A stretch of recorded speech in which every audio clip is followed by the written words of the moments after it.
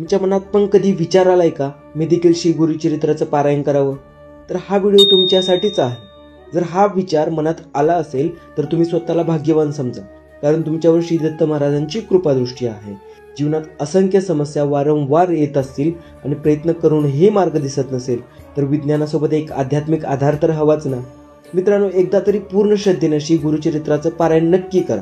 आता हे पारायण का करायचं, कसं करायचं, सगळ्यात महत्त्वाचं म्हणजे कोणत्या दिवशी करायचं आणि कोणकोणत्या नियमांचं पालन करायचं, आता हे सर्व आपण एकाच व्हिडिओमध्ये पाहूया. सर्वात आधी पारायण का करायचं तर मनशांती, एखाद्या समस्येचे निवारण करण्यासाठी, भक्ती व साधना आणि संकल्पपूर्ती या 4 गोष्टींसाठी पारायण केलं जातं. आता आपण पाहूयात पारायण करताना कोणकोणत्या नियमांचे पालन करायचे.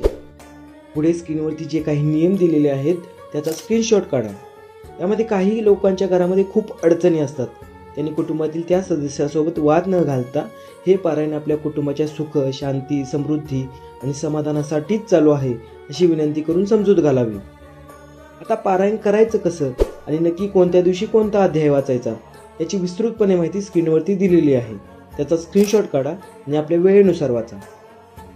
खूप लोकांना प्रश्न पडतात की पारायण 27 तारखेला चालू करायचं की 28 तारखेला. तर यावर्षी तुम्ही 27 किंवा 28 या दोन्ही तारखेपैकी कोणत्याही दिवशी पारायण करू शकता.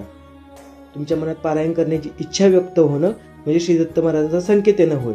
आणि हा श्री दत्त भक्तीचा प्रकाश आपल्यापुरता मर्यादित न ठेवता हा व्हिडिओ तुमच्या जवळच्या, आपुलकीच्या आणि गरजू लोकांना पाठवा.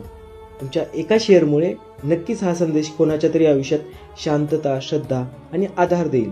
पारायण सुरू करा. शुभम भवतु.